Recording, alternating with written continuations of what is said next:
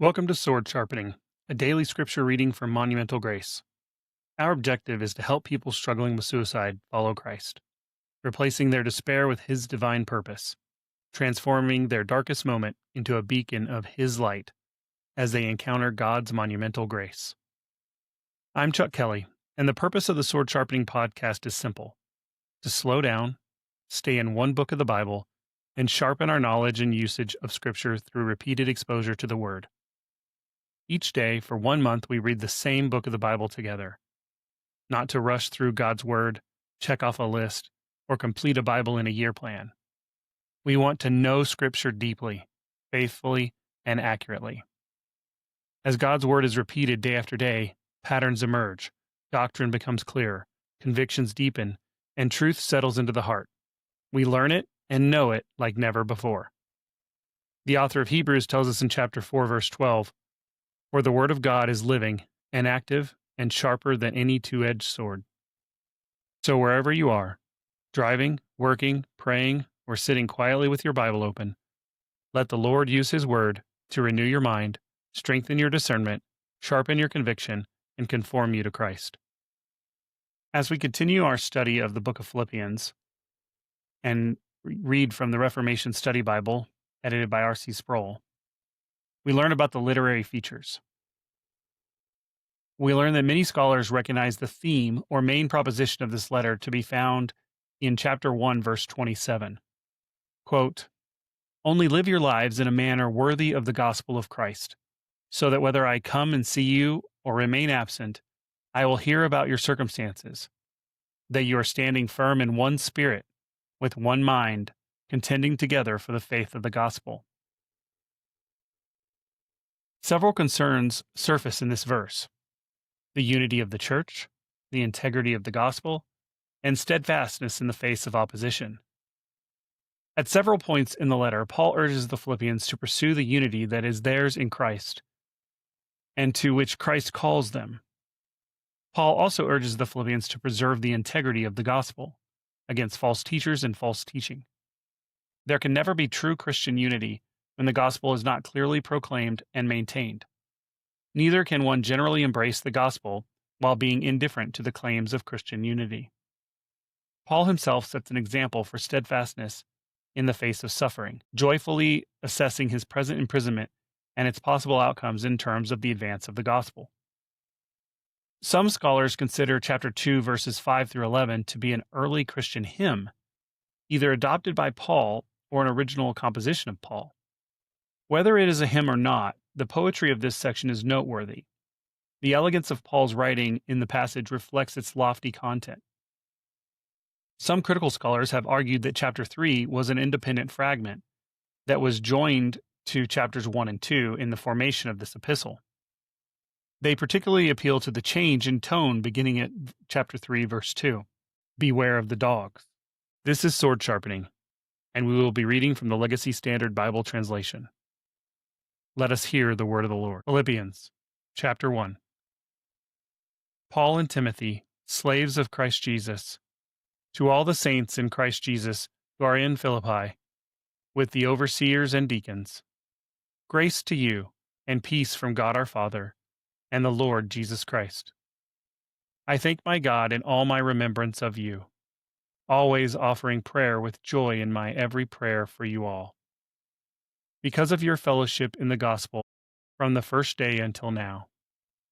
For I am confident of this very thing, that he who began a good work in you will perfect it until the day of Christ Jesus. For it is only right for me to think this way about you all, because I have you in my heart, since both in my chains and in the defense and confirmation of the gospel, you are all fellow partakers with me in this grace. For God is my witness, how I long for you all with the affection of Christ Jesus. And this I pray, that your love may abound still more and more in full knowledge and all discernment, so that you may approve the things that are excellent, in order to be sincere and without fault until the day of Christ, having been filled with the fruit of righteousness which comes through Jesus Christ, to the glory and praise of God. Now I want you to know, brothers, that my circumstances have turned out for the greater progress of the gospel, so that my chains in Christ have become well known throughout the whole Praetorian Guard, and to everyone else, and that most of the brothers, having become confident in the Lord because of my chains, have far more courage to speak the word of God without fear. Some, to be sure, are preaching Christ even from envy and strife, but some also from goodwill. The latter do it out of love, knowing that I am appointed for the defense of the gospel. The former proclaim Christ out of selfish ambition, rather than from pure motives, thinking to cause me affliction in my chains. What then? Only that in every way, whether in pretense or in truth, Christ is proclaimed. And in this I rejoice. Yes, I will rejoice. For I know that this will turn out for my salvation, through your prayers and the provision of the Spirit of Jesus Christ, according to my earnest expectation and hope, that I will not be put to shame in anything, but that with all boldness Christ will even now, as always, be magnified in my body, whether by life or by death. For to me, to live is Christ, and to die is gain. But if I am to live on in the flesh, this will mean fruitful labor for me, and I do not know what I will choose. But I am hard pressed between the two, having the desire to depart and be with Christ, for that is very much better.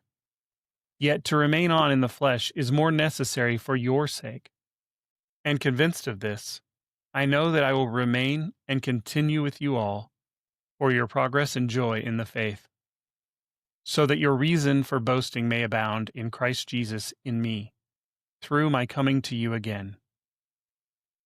Only live your lives in a manner worthy of the gospel of Christ, so that whether I come and see you or remain absent, I will hear about your circumstances, that you are standing firm in one spirit, with one mind, contending together for the faith of the gospel, in no way alarmed by your opponents, which is a sign of destruction for them, but of salvation for you, and that too from God. For to you it has been granted for Christ's sake, not only to believe in him, but also to suffer for his sake, having the same struggle which you saw in me, and now here to be in me. Chapter 2.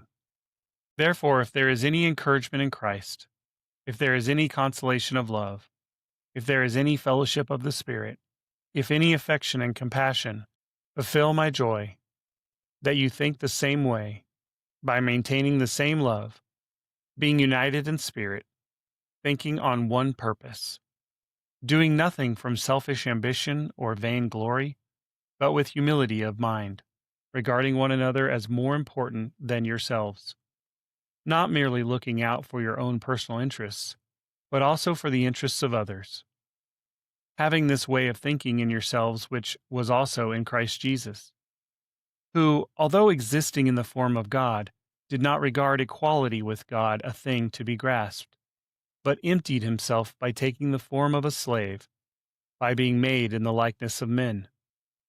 Being found in appearance as a man, he humbled himself by becoming obedient to the point of death, even death on a cross. Therefore God also highly exalted him, and bestowed on him the name which is above every name, so that at the name of Jesus every knee will bow, of those that are in heaven, and on earth, and under the earth, and that every tongue will confess that Jesus Christ is Lord, to the glory of God the Father. So then, my beloved, just as you have always obeyed, not as in my presence only, but now much more in my absence, work out your salvation with fear and trembling, for it is God who is at work in you, both to will and to work for his good pleasure. Do all things without grumbling or disputing, so that you will be blameless and innocent, children of God, without blemish, in the midst of a crooked and perverse generation, among whom you shine as lights in the world, holding fast the word of life, so that in the day of Christ I will have reason to boast, because I did not run in vain, nor labor in vain.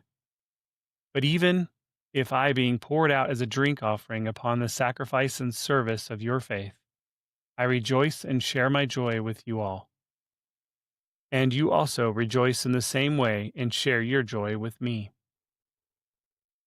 But I hope in the Lord Jesus to send Timothy to you shortly, so that I also may be in good spirits when I learn of your circumstances. For I have no one else of kindred spirit who will genuinely be concerned about your circumstances. For they all seek after their own interests, not those of Christ Jesus. But you know of his proven worth, that he served with me in the furtherance of the gospel like a child serving his father. Therefore I hope to send him immediately, as soon as I evaluate my own circumstances. And I am confident in the Lord that I myself also will be coming shortly. But I regarded it necessary to send to you Epaphroditus, my brother and fellow worker and fellow soldier, who is also your messenger and minister to my need, because he was longing for you all, and was distressed because you had heard that he was sick. For indeed he was sick to the point of death, but God had mercy on him, and not on him only, but also on me, so that I would not have sorrow upon sorrow.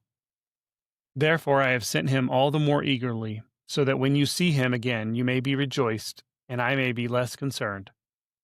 Receive him then in the Lord with all joy, and hold men like him in high regard, because he came close to death for the work of Christ, risking his life to fulfill what was lacking in your service to me. Chapter 3. Finally, my brothers, rejoice in the Lord. To write the same things again is no trouble to me, and it is a safeguard for you.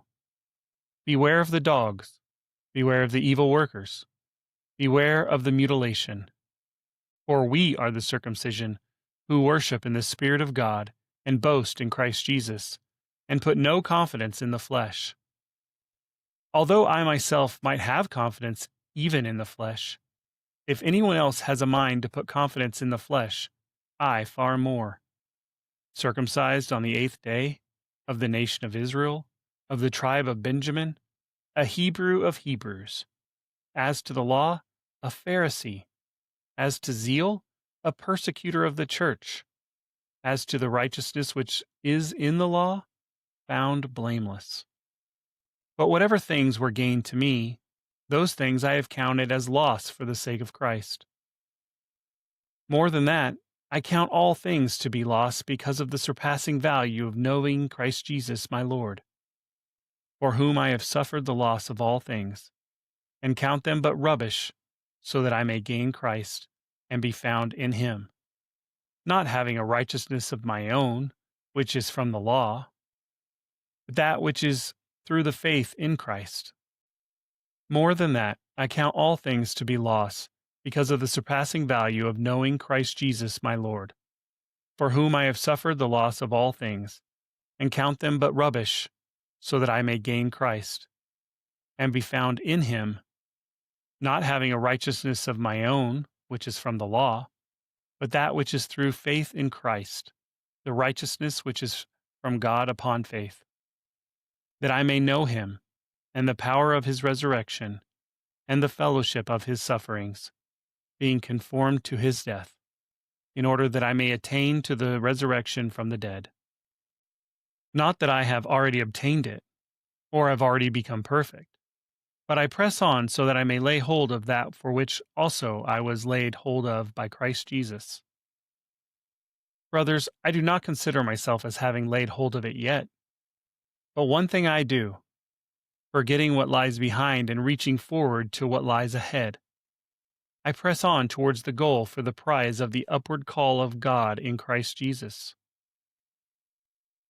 Let us therefore, as many are perfect, think this way, and if in anything you think differently, God will reveal that also to you. However, let us keep walking in step with the same standard to which we have attained. Brothers, join in following my example, and look for those who walk according to the pattern you have in us.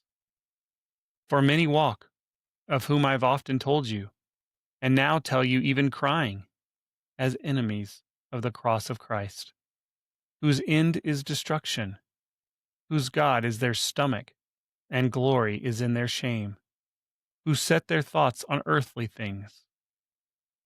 For our citizenship is in heaven, from which also we eagerly wait for a Savior, the Lord Jesus Christ, who will transform the body of our humble state into conformity with the body of His glory, by His working through which He is able to even subject all things to Himself. Chapter 4. Therefore, my brothers, loved and longed for, my joy and crown, in this way stand firm in the Lord, my beloved. I urge Euodia and I urge Syneth to think the same way in the Lord. Indeed, I ask you also, genuine companion, help these women who have contended together alongside of me in the gospel, and also Clement, and the rest of my fellow workers whose names are in the book of life. Rejoice in the Lord always. Again, I say rejoice. Let your considerate spirit be known to all men. The Lord is near. Be anxious for nothing, but in everything by prayer and petition with thanksgiving, let your requests be made known to God. And the peace of God, which surpasses all comprehension, will guard your hearts and your minds in Christ Jesus. Finally, brothers, whatever is true, whatever is dignified, whatever is right, whatever is pure, whatever is lovely, whatever is commendable, if there is any excellence, and if anything worthy of praise, consider these things.